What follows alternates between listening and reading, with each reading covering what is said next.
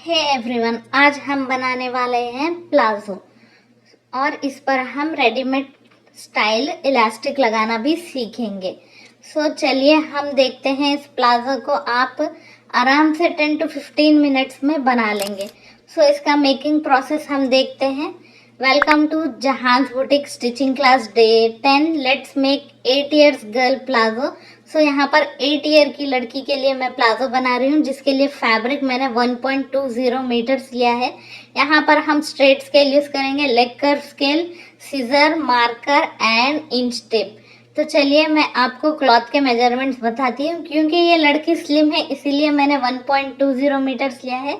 आप अपने मेजरमेंट के अकॉर्डिंग क्लॉथ ले सकते हैं। यहाँ पर फुल लेंथ पैंट प्लाजो की आएगी 28 इंचेस। इस पर इलास्टिक के लिए मैंने 2 inches extra up side add किया है एंड बॉटम में हमने 2 इंचेस ऐड किया है।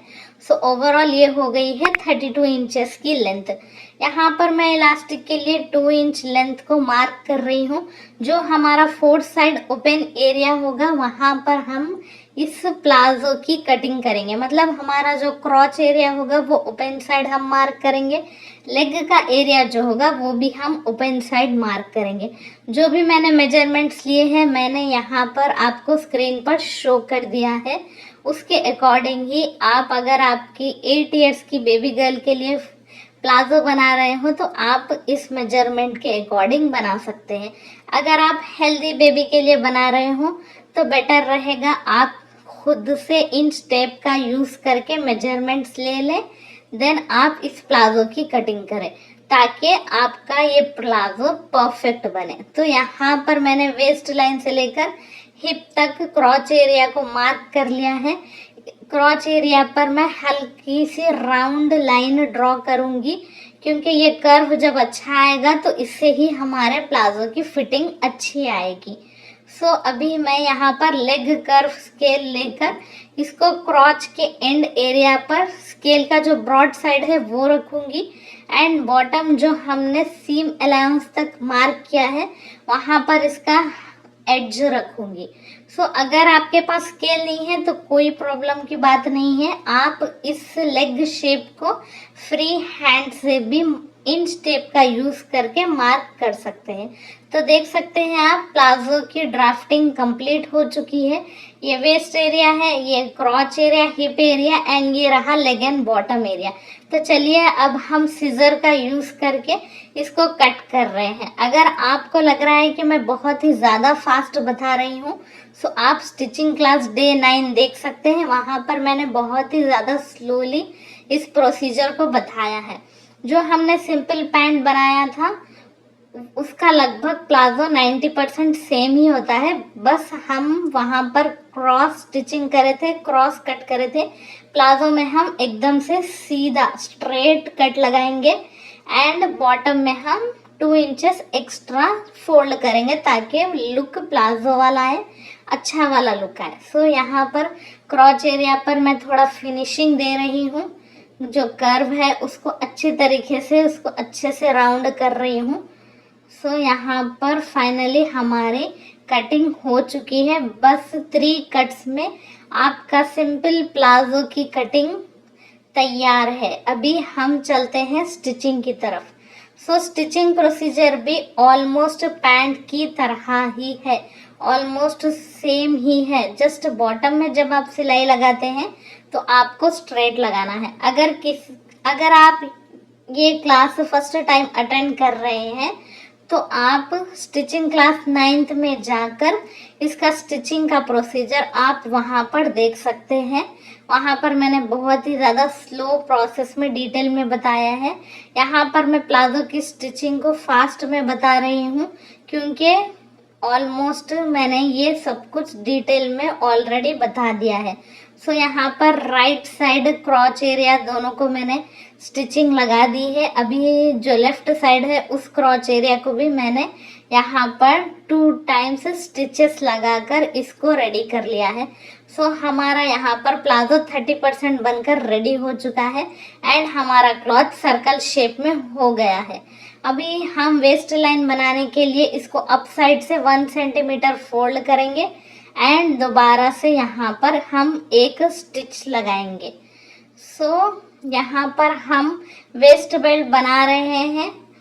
सो मैं यहाँ पर कल जो हमने सिंपल पैंट का वेस्ट बेल्ट बनाया था वैसे नहीं बना रही हूँ, इसको मैं थोड़ा डिफरेंट बना रही हूँ। जब मैं स्टिच कर कर बताऊंगी तो आपको याद आएगा कि हाँ हमने ऐसा तो रेडीमेड में देखा है। सो ऑलमोस्ट जो कंफर्टेबल से जो पैंट्स होते हैं, प्लाजोस होते हैं, उसमें इस टाइप की इलास्टिक डली होती है, इस टाइप का वेस्ट बैंड बना होता है। सो यहाँ पर जो अपर साइड का 1 सेंटीमीटर है ये सिलकर हमारा रेडी हो चुका है।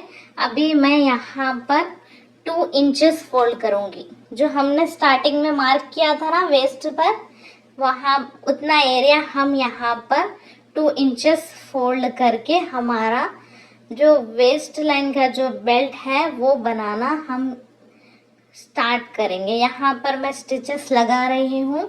इस प्रोसीजर को आप थोड़ा आराम से कर सकते हैं। आप इसको नीटली करना, मतलब इस पर लाइंस वगैरह जो भी आते रहे आप उसको हैंड से नीट करते हुए क्लॉथ को आप नीटली प्लेस कर करना। और कटिंग करने से पहले आप इस क्लॉथ को अच्छे से प्रेस कर लेना ताकि आपकी कटिंग एंड स्टिचिंग परफेक्ट आए। सो यहाँ पर हम 2 इंचेस लीव कर देंगे ताकि हम वहाँ से इलास्टिक को इंसर्ट करें। सो यहाँ पर मैंने at the end 2 inches leave कर दिया है और यहाँ मैंने थ्रेड कट कर लिया है।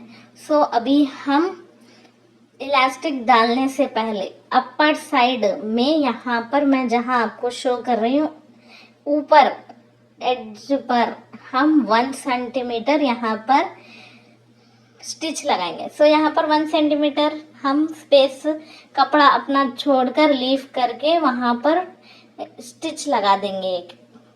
सो अभी आपको ऐसा लग रहा होगा यहाँ पर स्टिच की क्या ज़रूरत है, मतलब इसकी तो कोई नीड ही नहीं थी, यहाँ पर क्यों स्टिच लगाया है हमने।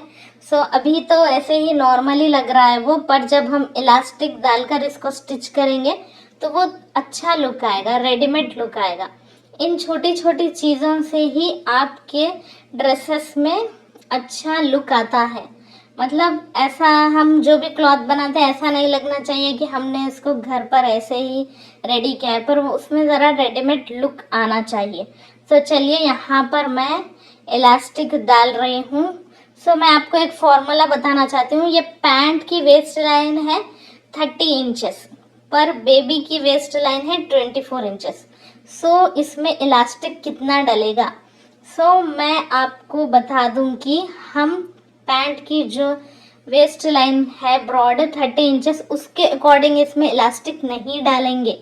हम जो बेबी का जो वेस्ट है उसको मेजर करेंगे, देन उसमें से 3 to 4 इंचेस माइनस करके तब हम उसमें इलास्टिक डालेंगे। सो ये प्लाजो की चौड़ाई 30 इंचेस है। सो मैं यहाँ पर इलास्टिक ले रही हूँ 20 इंचेस।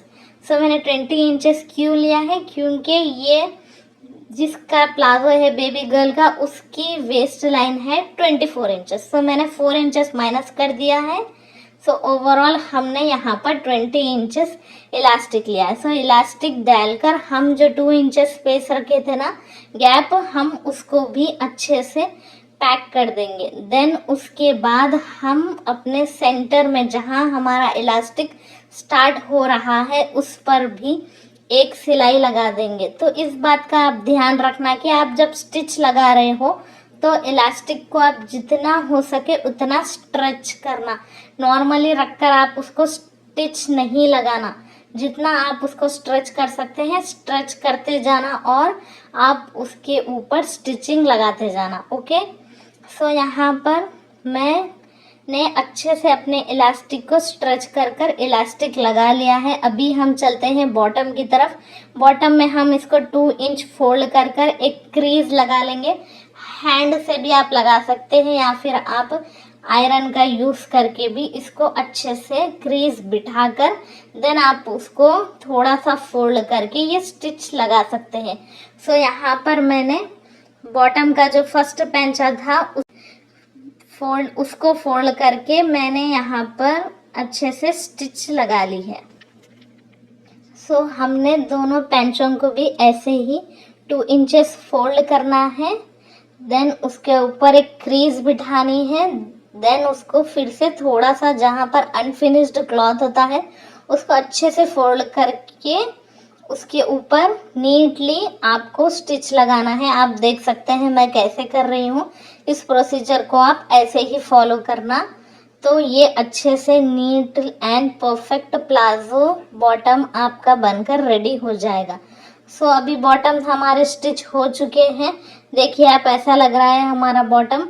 देन अब हम इस प्लाजो पैंट को यहाँ पर लेस लगाएंगे। आप लेस भी लगा सकते हो या फिर नहीं लगा सकते। मैंने यहाँ पर, मेरे पास एक लेस थी तो इसको यहाँ पर लगाया है। पूरा बॉटम में एंड पर नहीं लगाना, वो अच्छा नहीं लगेगा। जहाँ पर हमने 2 इंचेस फोल्ड करके स्टिच लगाया था उसी पर मैंने लेस को रखकर लगा लिया है। सो यह कॉटन की कंफर्टेबल लेस है, क्योंकि हमने प्लाजो भी कॉटन में बनाया है तो इसलिए मैंने लेस भी उसी टाइप की यूज़ करी है। आप अपने चॉइस के अकॉर्डिंग जैसे आपको लेस पसंद है आप वैसे लगा सकते हैं।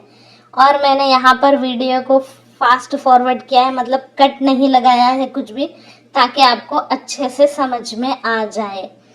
आई होप सो आपको सब कुछ अच्छे से समझ में आ गया होगा। अगर आपको कुछ भी डाउट है तो आप मुझे कमेंट सेक्शन में कमेंट कर सकते हैं, मैं आपके डाउट्स क्लियर करूँगी। सो यहाँ पर लेस बनकर रेडी हो चुकी है। अभी हम इसको फोल्ड कर लेंगे। लेस को हम अच्छे तरह से इक्वली प्लेस कर कर हम अपने प्लाजो को यहाँ पर अभी क्लोज कर रहे हैं। तो अभी बॉटम पर हम 1 इंच गैप लीव करके यहाँ पर स्ट्रेट सिलाई लगाना स्टार्ट करेंगे। सो यहाँ पर मैं स्ट्रेट अच्छे से इसको स्टिच कर रही हूँ। और यहाँ पर जो हमारा क्रॉच एरिया है 4 पार्ट्स, जैसे मैंने बताया था आपको, वैसे ही वहाँ पर वी आना चाहिए।